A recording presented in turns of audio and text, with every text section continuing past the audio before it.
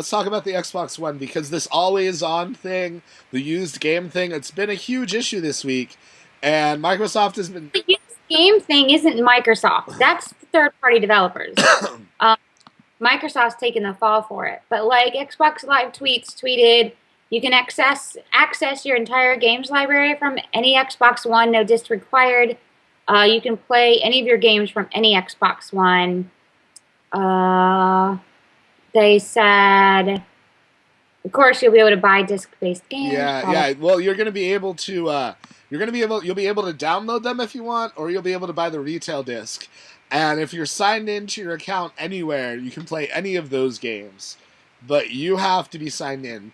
The game, yeah, like you were saying, the publishers and distributors are going to be able to decide what they want to do with the used game market and how much they want to charge. But I mean, Well, it says you can play a game without signing in up to 24 hours on your primary console or 1 hour on someone else's console. yeah, I don't know. I don't know about that. That's kind of weird. That's what, Yeah. yeah. I don't know. I think like the big problem I have with this is you can't just borrow a game from somebody now, which is so corny. Like people like friends lend each other things. It's a great way to check out games that you're on the fence about. Maybe you don't have GameFly, maybe you don't have a lot of money and you want to check things out. My thing is people are putting this on Microsoft, but again, it's not Microsoft. It's the third-party developers that are deciding this. Well, so if you've got a problem with it on the Xbox One, these same developers are also doing it on the PS4. yeah, but it's still it's it's a decision. It's not Microsoft that's making these decisions. It's the developers. I So, yeah, people are saying that they're not going to get the Xbox One because of this reason. It's like developers are going to do it on both systems. They're not going to just pick one system to put those kind of limitations on it. Yeah, I mean, to be fair, the Xbox One has been coming up front with this stuff, maybe to get it out of the way so they can focus on the games at E3. But Sony's been silent. They will not announce, they will not confirm or deny anything, which should make you skeptical. it makes me a little skeptical. But here's the thing about the Sony stuff is everything at their presentation was very open and inviting. Everything at GDC was very open and inviting, and they're trying to. It seems like Sony learned their lesson about making things accessible and about making their console easy to develop for in the last generation, and they seem to be kind of making an emphasis towards more openness and kind of a free love environment, so to speak. Whereas everything Microsoft, like the whole having to check in every 24 hours on the internet, the whole not being able to just lend somebody a disc and have it function, like locking discs and stuff like that, like it's definitely souring not just journalists' perception of the Xbox One, but consumers as well. And But it's also going to help with people hacking into your account. what That'll also help with people trying to hack into your I don't account. honestly, It'll help with privacy. I think creating an environment where you're forced to use the cloud environment actually makes it easier for you to get hacked. I mean, talking about having to clock in and be like, yep, this is mine. Yep. This is mine. Well, I mean, from that angle, it makes sense. But also imposing online on everybody, people that aren't online already, like that's imposing exposure of their privacy. I haven't heard anybody that's not online all the time already complain about this. The only people I've heard complain about being online all the time are the people who are online all the time. Well, that's the thing is the people that aren't online have no way to complain about it online. Like there's Well, hear me out. Hear me out, Rachel. Like there's a huge number of the huge amount of gamer population that just frankly flat out don't have internet. Not everybody has internet. Not everybody lives in a big city where they can get internet. And putting those kind of restrictions is actually alienating you from a large consumer base. But the only people complaining about this are the people who are online all That's the because, time. like, how are people without internet supposed to complain about something on the internet? That's like the argument's moot. You're saying that people without internet who aren't on Twitter and aren't on Facebook aren't complaining on Twitter They and have Facebook. the internet, whether they're on all the time or not. But the internet's just there, and if they don't have it, that's I don't know That's what. elitist. That's elitist. That creates a Fine, class totally. system. I don't fucking care. Wow. Look, I'm on the internet all the time. I'm always connected, and God help me if my internet goes down because I panic. Yeah. So having a system online all the time, that just sounds you don't care. It doesn't affect It's you. my money that's going to be buying the system, so I'm going to care about how I use it. Mm-hmm.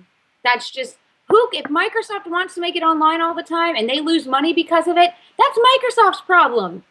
I care about where my money's going, and my money is going into a system that's online all the time, and so am I. So as long as it works for what I do, I don't give a shit.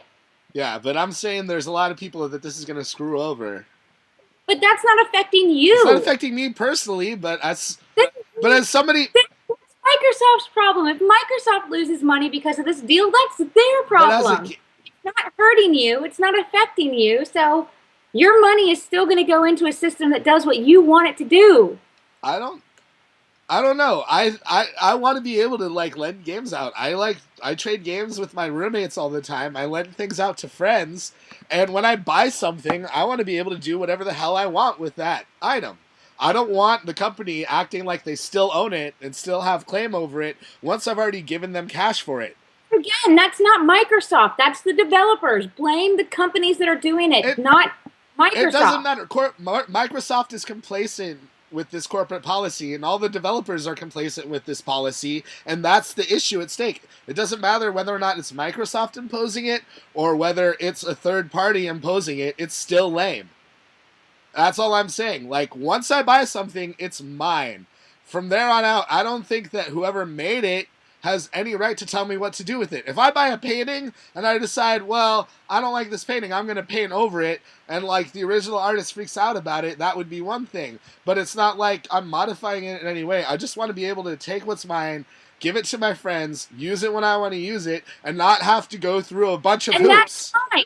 And I agree with that. But what I was saying from the beginning are the people who are blaming Microsoft for this, when it's not Microsoft, it's the third-party developers. And I bet your ass that if it does happen to where it's as serious as people are saying it's going to be on both systems, not just the Xbox.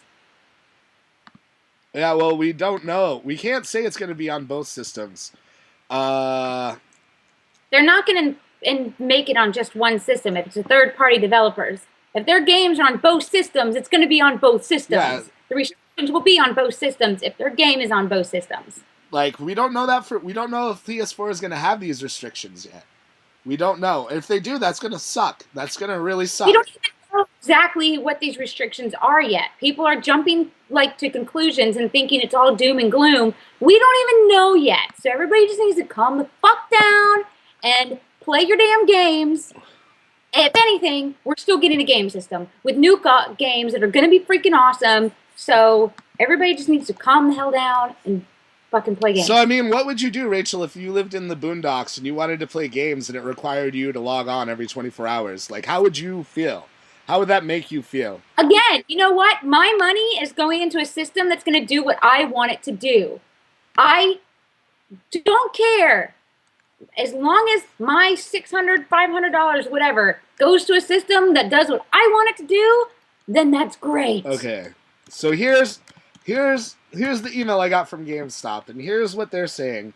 Access, after signing in and installing, you're going to be able to play any of your games from Xbox One through digital copy of your games stored on your console in the cloud. So if you're logged in at a friend's house, you're going to be able to play your games at your friend's house via the cloud, which is kind of cool. That's what I just said. That's what I was just saying. All right, that part's cool, but all right. The other thing is they're saying the Xbox One will enable new forms of access for families. Up to 10 members of your family can log in and play from your shared games library on any Xbox One. A family member can play your copy of Forza at a friend's house.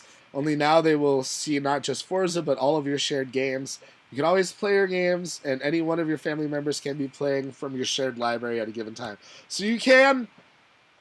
So I think the workaround here is that you're going to be able to maybe have a shared account with up to 10 of your friends that you can all pull from, possibly, if you don't already have a friend account. But that's still very limiting. So Microsoft does not charge a flat platform fee to retailers, publishers, or consumers for enabling transfer of used games. That's all going to be up to publishers, like you said. But I don't know. It's all just seeming everything they're saying as kind of a future just seems kind of limiting to me. What they announce, people are going to complain about it. There's every console generation this happens. They announce the console and everybody shits on it, and then it comes out and then everybody forgets it. They shat all over it and they love it. This happens every console release. I remember it back when I was working at EB Games and the new Xbox and PS3 was coming out. Everybody hated everything about it. Everything. And yet it came out and guess what? They sold like crazy. So this is just what happens. People just aren't fucking happy. Wow.